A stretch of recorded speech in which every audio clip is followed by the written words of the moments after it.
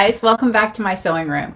I'm Kelly and you found me here on Pick and Stitches, and today I'm going to walk you through the Liberty box from Fat Quarter Shop. They had a great pattern called Sparklers and we're going to do each piece of it step by step so that you can complete the entire quilt. And at the end of the video I'm asking for your help. I've got some of these blocks left over extra as well as a little bit of extra fabric, and I want to see if you guys have some ideas on what I can do to incorporate that or some interesting things that we can do to embellish this quilt. So without further ado, let's jump right on in. Okay, so first we'll cut our triangles on a roll. We're going to make sure and get 2 squares for each color that we're going to make. Actually, 2 of each for each color. So we're going to cut right exactly on the line. This is going to be the border to our half square triangle, so that is important to get right on that black line and make sure that we have 2 diamonds for each. You could leave these in a longer strip if you were working on longer fabric, but because we're working with fat quarters, we're limited to just having those 2 diamond shapes per width of fabric.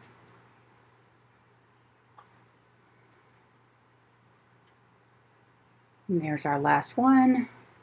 Now when I store these, I find that as you're rolling them up, you can't find that label easily, at least not in my drawer, so I kept my original packaging and I just wrap it around the outside, and I like to use these slap bracelets to hold them in place. I'll throw a link in the description for you guys. And as a note, a lot of the links in my descriptions are affiliate links. It does get me a tiny commission and to help support the channel, but it is not something that costs you anything. So I've got all of my pieces cut up and ready to go, and the first thing I'm going to do is pull out some of these that I'm not going to be using right away. So this is one of our accent borders. I'm just going to throw it onto another design board. Let's see, G and H, F rather, are going to come later. And then the rest of those are the ones that we're going to need. Okay, so the first thing we did was we subcut all of our pieces into the correct sizes, and we've got our half square triangle papers on the roll. And so the next thing that we're going to do is just get into making our blocks. The pattern actually starts with using your panel and starting to build it from the outside, but I think what you guys are going to want to see that you're going to need the most help with, or the visually want to see in action, is going to be piecing these together. So first we're going to start with our blue fabrics, and so we've got all of our blue fabrics already cut, and our background fabrics, those are D. So we've got our 2 stacks of fabric, and then we're going to get 1 of our sheets of paper. Now the way that the half square triangle paper works, you're going to put right sides together.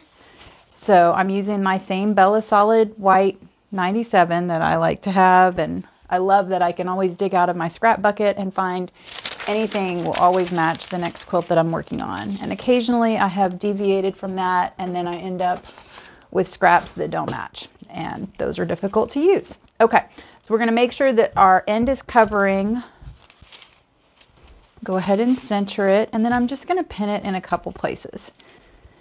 And the lovely thing about these triangle on a roll is that you don't have to cut all of these out perfectly now, and we'll stitch them together. That'll take up a lot of that bias stretch that can be difficult, especially for a new crafter. And I did starch all my fabrics in the typical fashion. If you want, there's a video on just how I starch. And since I knew we were going to be making pinwheels, I did go with a heavier starch this time, because a lot of times these bias are what's going to pull and make it funky. So we'll go ahead and pin all those up, and then I'll meet you over at the machine.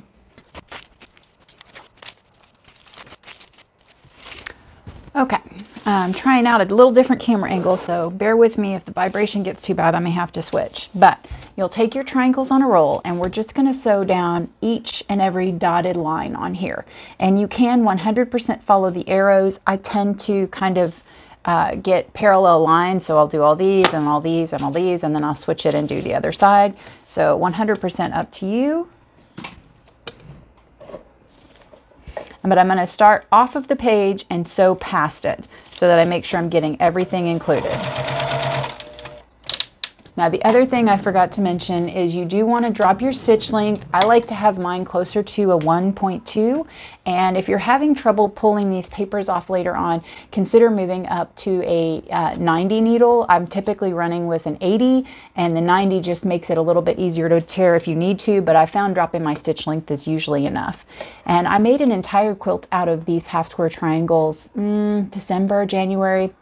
And so I'm very comfortable with these. But if you haven't done these before, I would highly suggest cut out make one panel, and make sure that you're going to like the way it comes together before you've committed and cut all of your fabric. Because if you cut all of your fabric, then you're really locked into this method. And this is not the only way to make a half square triangle. It's just one of the ways that I like and that I find fast and easy.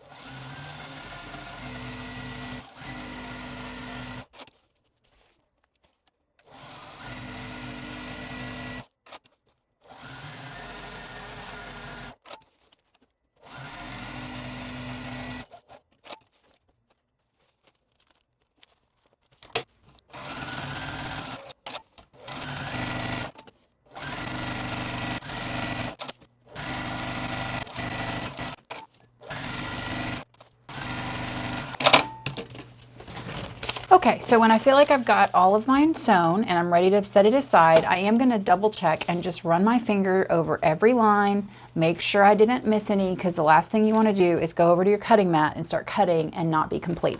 So I will do the next 3 and I'll meet you guys at the cutting mat. So now I've got all 4 of those sewn, and we're just going to trim up these blocks. So I like to start by trimming up the longest side. So I'm going to do both outside. Actually, we'll just do all 4 outsides first.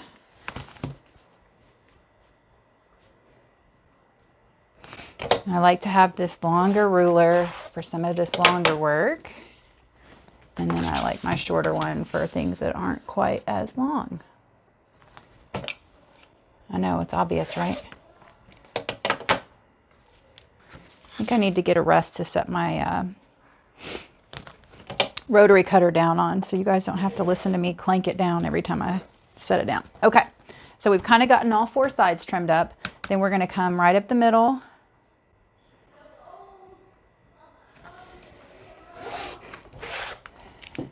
And then we'll do between each row.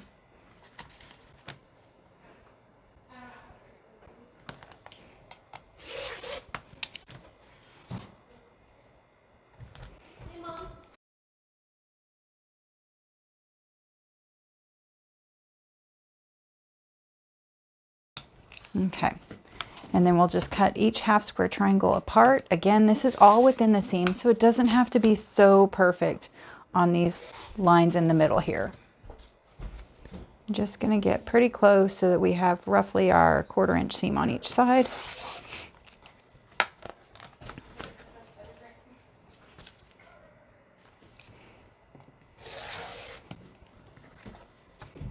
Two more.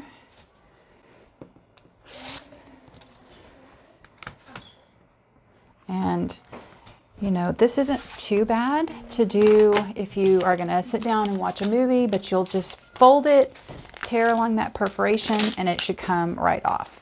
So again, I like to do this when I'm just sitting down and doing something a little bit mindless, maybe watching the news, where I don't have to focus on the screen the whole time and just look up at the important parts. My daughter actually loves to help me with these, so I'm probably going to recruit her help, except I'm putting it in the wrong trash pile. So now we have our half square triangles, and the next thing that we're going to do is pull all these off, and then we will iron them. We're going to iron them one direction and then snip off these little dog ears, rabbit ears, dog ears. I never can remember what they're really called. Kind of sounds gross either way. Okay, so although the pattern does call for us to press open, I'm going to suggest that we press, first we're going to set our seam, then we're going to press to the dark, and I'm going to do that for all of mine, And then I'm going to snip these dog ears. And then after I've snipped the dog ears, that is when I will press it open. Because if you do the pressing open first, then you'll have 4 sides to cut off on your dog ears. I think that's getting thick enough. So I'm just going to do 4 so we have enough for our pinwheel.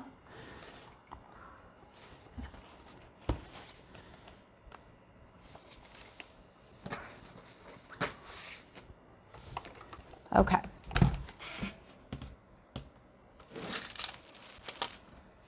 See, it's my handy dandy ugly scissors because they're always in the drawer. I tell ya, all my favorite ones walk away.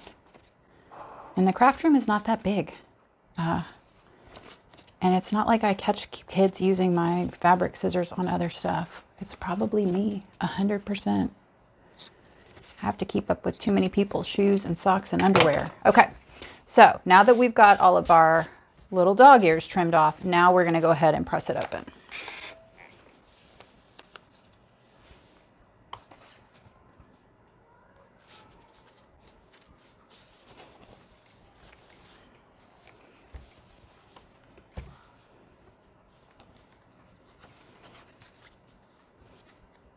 I just like to hold the iron over the previous one while I fiddle with the next one.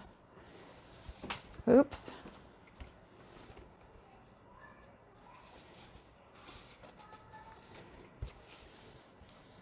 And I am using a dry iron right now. Anytime you're using paper, if the paper is still attached, you want to make sure that your iron is dry because it can damage the paper. Obviously, we've already pulled the paper off, but my brain was on autopilot when I was getting ready today. Okay, so now we'll throw that under a clapper. And then I will meet you back at the sewing station. Okay, so now that those have had a couple minutes to sit up, they are going to be ready for us to sew together. And we're going to make sure that we have them lined up the right way. Let's see, in the diagram, they show them this way. So I'm going to do that just to, oops, this way. See, this is why we set them out. Just so that I'm showing you I like to chain piece, and I'll try to keep it up there so you guys can see it. And because these seams are pressed open, they are not going to nest. So you just need to look at what you're doing, and I'm probably going to go ahead and pin these. Where'd you go? Follow her!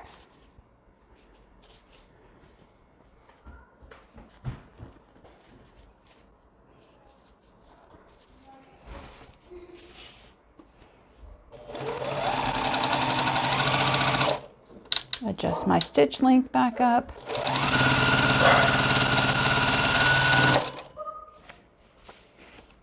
And then I'll take those two together. Make sure my seams are aligned. And those corners are going to be more important than the edge. So if your edges aren't exactly perfect, you still want to focus on that corner because what you want is that pinwheel to come together at the top.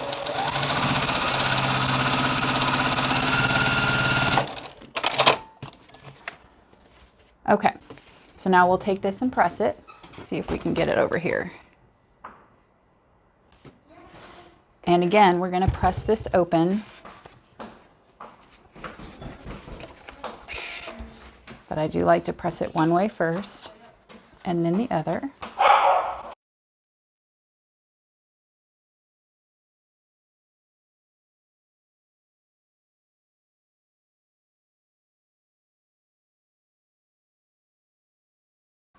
Throw a quick clapper on it.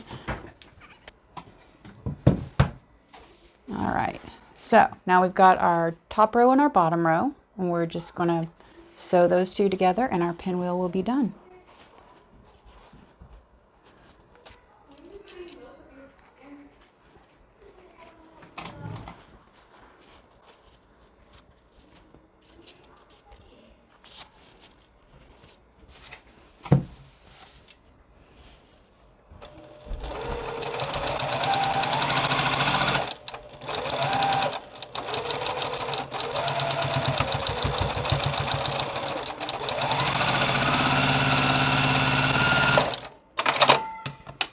Okay, so I always like to peek, check the middle, make sure I like my corners. Okay, and another method you can try if it's hard for you to get those seams to line up is just poking a pin from the back side right where your corners all come together. So you're going to look at that top one, make sure that your pin is coming out right in that corner, and then you're going to place the pin right in the corner of the other block. Then you've got your pin coming out the back side on that same point, and then you can just line up your fabrics. And you're going to want to kind of make sure that your needle is really perpendicular, that you're not twisting it this way or that way. You want to be straight in the fabric from all directions, very perpendicular. And then after you do that, you can pin it, and you know that those points are all going to match up. So I like to pin on both sides, and then I'll remove that other pin because you can't really sew with it there. And then I'll anchor this bottom corner, and I can hold the top one.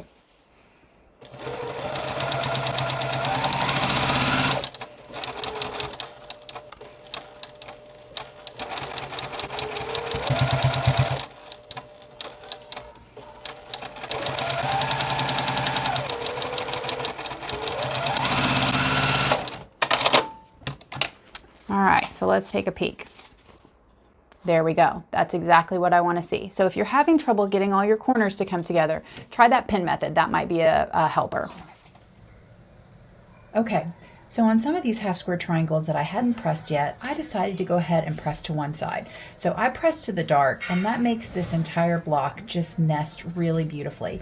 And when I pressed this very last seam, I was pressing it open, and it honestly feels the same amount of bulk to me as the one that I pressed entirely open. The center of that, you know those little beanies in the top of a baseball cap? It feels like that even on the one that I pressed open. So I find that this is just a lot faster to sew, and it works a little bit better for me. So, you know, when you are new to sewing, you kind of try to follow the instructions, and occasionally you'll have a way that works better for you, and you just need to have the flexibility to deviate.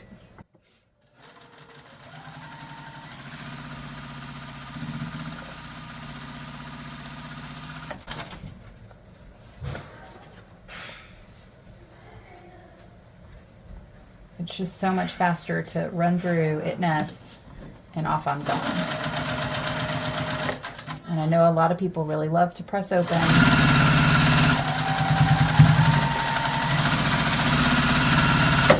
And I've had to do it on some of the Peaceful Basket blocks. No, the Sew and Quilt sampler blocks. Those have gotten kind of bulky.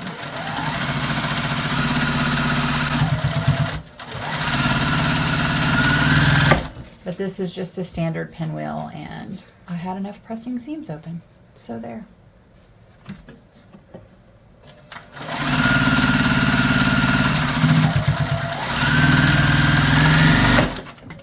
All right, so let's see. I think I did 6 just now, and that was pretty fast. That one looks good. That one looks good. It just, nesting is so much easier. That's 3, 4. Oh, I made a boo-boo. That's not the nesting's fault. That's my fault. You know, there was one block that I kept having to press. I had to go back and repress it twice. I can't believe I did that. That's too funny. Okay, so now we've made our pinwheel blocks, and next we are going to make the other block that's going to be our accent piece around the outside. So we're going to take 1 strip of white and 2 strips that match of our color of the red, and we're going to sew those into a little grouping here. So I did not cut all of these exactly to size. You know me, I like to trim up at the end, save myself the fun part on the beginning. So I'm just going to sew the white strip down the middle. I'm going to have a little bit of excess at the bottom, but that's okay because again, I did not cut the length of these fat quarters, only the width. So we're just going to do a 1/4 inch seam, and off we go.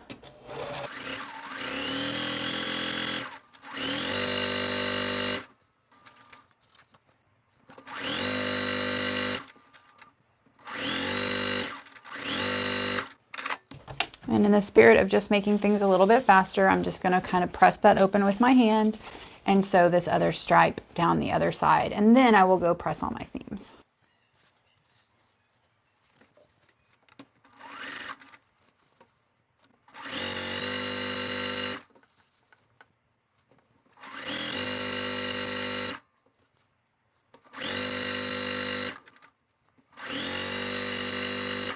Okay, let's head over to the pressing mat and we'll cut these into the right size pieces. Per usual, we're going to set our seam and make sure we don't forget about this other one. And then we're going to press the whole thing. Now this is another seam. Per the instructions, they want us to press open. So I'm just going to press it one direction to start, and I'm not distorting the blocks, just giving it a little pull to make sure I don't have any pleats that I'm ironing in there.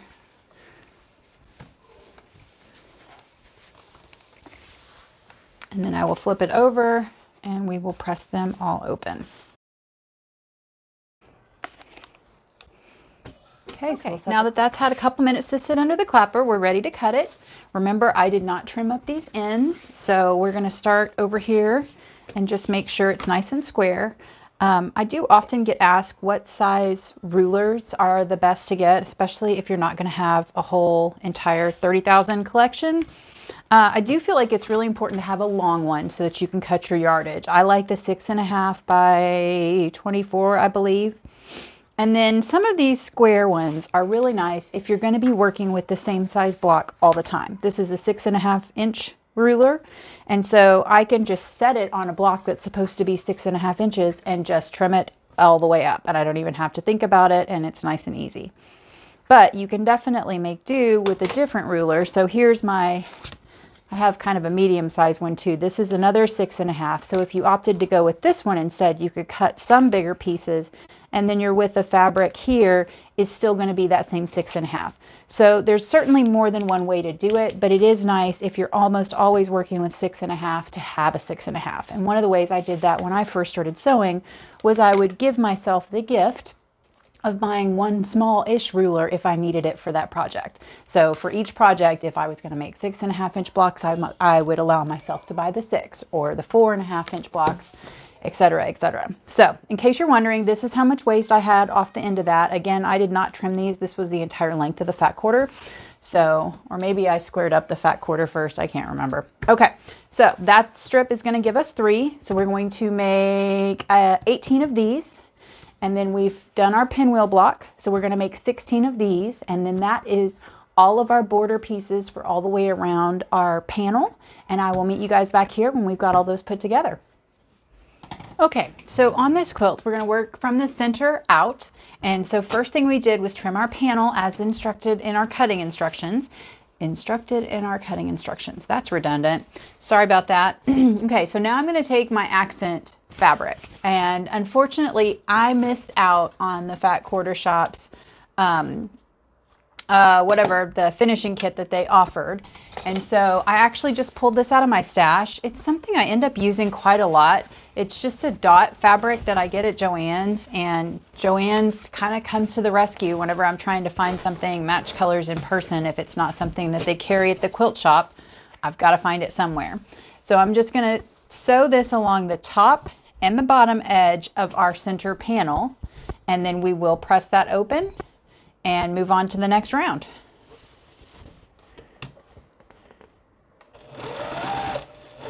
And if you prefer to pin, please do.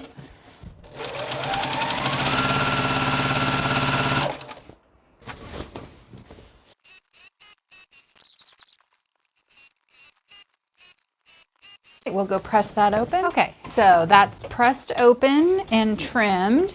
Now we're going to add one set of our sashing. These are the F pieces. We're going to go from the top to the bottom on both sides. And again, don't be distraught. I haven't even trimmed my selvages off. So I will trim those after I press it open. Off we go.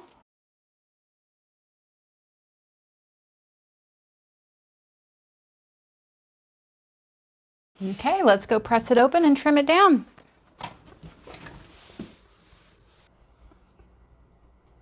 Okay, so now we've got the right and left sashing sewed on. Next is going to be, we're going to take our G pieces and we're going to do the same thing across the top and the bottom.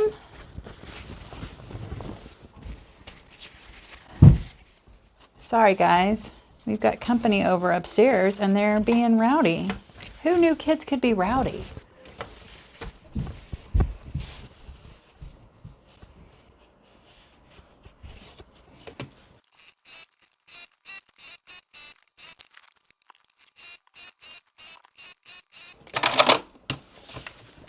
All right, let's press.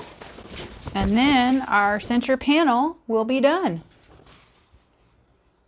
Okay, so the next thing I did was I laid everything out on this design wall. You could certainly use a kitchen table or a bed or the floor. I just wanted to make sure I had my pattern like I wanted it. This is the way that they outlined it in the pattern, and I think it all looks really good together. So we'll stick with that, and we will start to piece that together just following the instructions on the pattern. So I'm going to take that entire row at the top and piece that together, the entire row at the bottom. And then I'm going to piece those two sides of what's left. So starting over here with the red flower print down all the way to that pinwheel, that's going to be one piece. So after I get that top and bottom row off, it'll make more sense. But I'm going to piece each of those, pick them up like I normally do. I start on the right hand side and pick each one up as I go and stack the one to the left on top of it. And then I know exactly what I'm doing when I get to my sewing machine.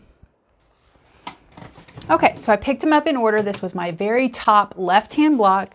So what I'm going to be doing is taking each of my next block and flipping it over and just sewing it on as we go.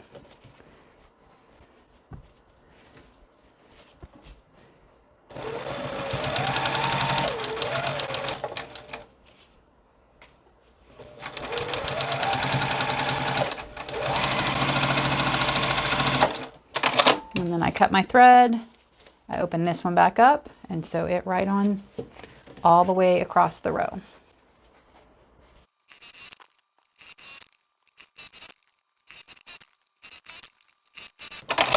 Okay, so that's going to be our top row. I'll go press that open and then put it back on the design wall. I'll do our other three rows and columns, and then I will meet you back at the design wall and we'll talk about what happens next. Okay guys, so now we have our entire top ready to do the last couple seams. The first thing we're going to do is attach these two side panels to the middle, press it open, and then we're going to attach the top and the bottom.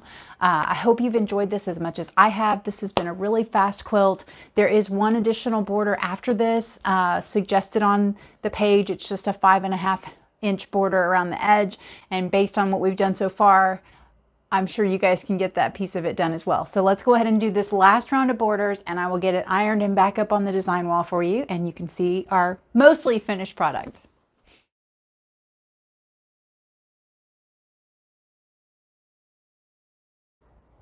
Okay guys, that's a wrap on our Liberty Box quilt. This is the one from Fat Quarter Shop. They have these about 4 times a year. It's a specialty. They do a Christmas, a Halloween, Valentine's, and then this one. And they may do more, but those are the ones that I have seen from them over the past little while. This came together really fast. Obviously, it was a little bit of a cheat here, but that was kind of fun. I've been working on a lot of these Sew Sampler boxes every month, and I'm sure you guys have too. And sometimes it's fun for one to just come together. So I've done this entire thing in a couple hours this morning. I did pre-starch my color fabric, but the white fabric I put in the starch this morning and had time to dry and get all this going. So it definitely comes together really quickly. And you guys always ask, and I wanted to just show you how many leftovers I have.